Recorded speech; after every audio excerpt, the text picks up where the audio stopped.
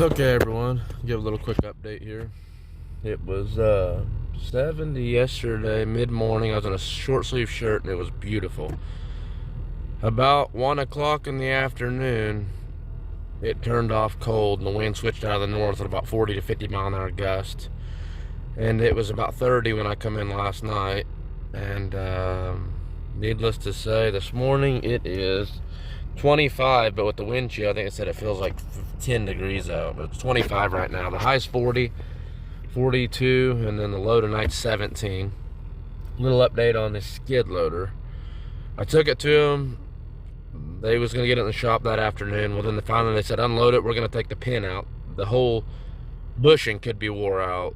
The outside diameter could be wore down on the arm that the bushing goes into. Slop. I said, 460 hours? I'd hope not.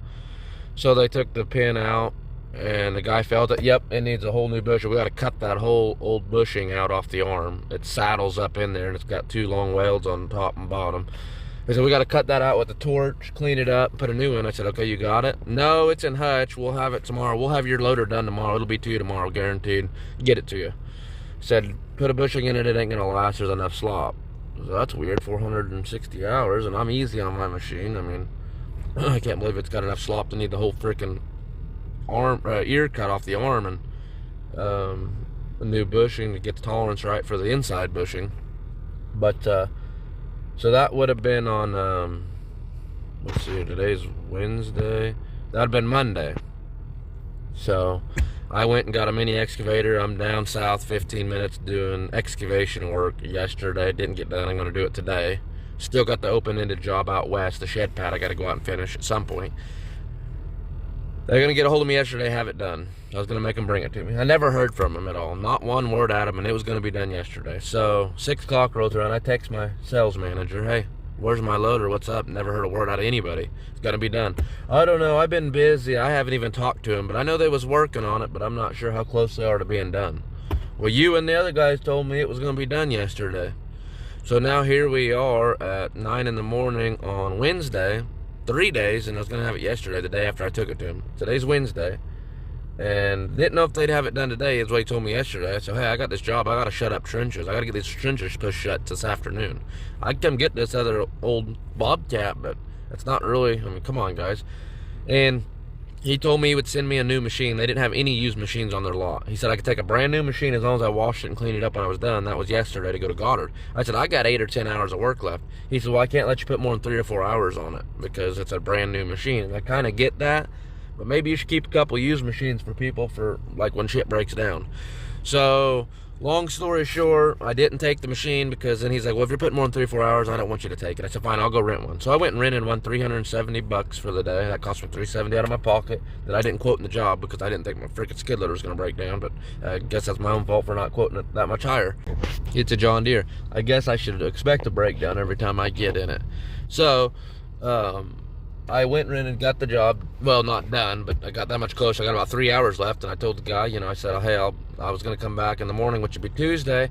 I said, but the thing is I've got this job in Wellington I already had planned, and this guy's cool. I've known him for quite a few years, so it's kind of not a real buddy that I know a lot, but I know him good enough. He said, yeah, do what you need to do. I told him I was going to be out there today. I said, I'll be out there today to finish it up.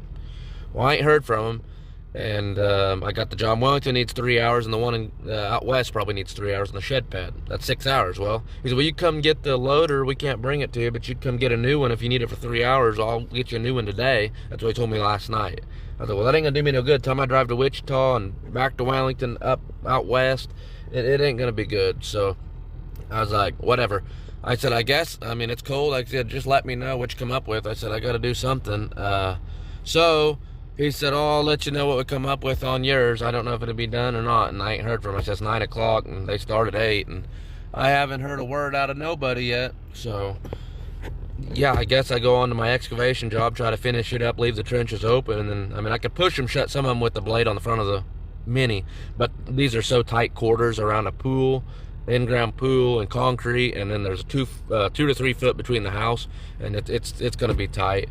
I need the bucket to back drag to get the dirt back, and then I put some piles out behind this Mini that I need to scoop up and carry up in there. It's just, it could be done. It's gonna take a lot more time, and it's not convenient. So I guess where I'm going with all this is I still have no update on my loader other than they do have to cut the arm off, the bushing out of the arm, and put a new one on it. And so for anybody wondering, I guess I'm done rambling on that. I do like that John Deere 26D mini excavator though. It's smooth, the joysticks aren't touchy. It's like, man, if my joysticks were like that on my freaking skid steer, I'd love it. I mean, I'm working right around a house, $3 million house probably, and I'm working with just inches from it, and it's just freaking beautiful.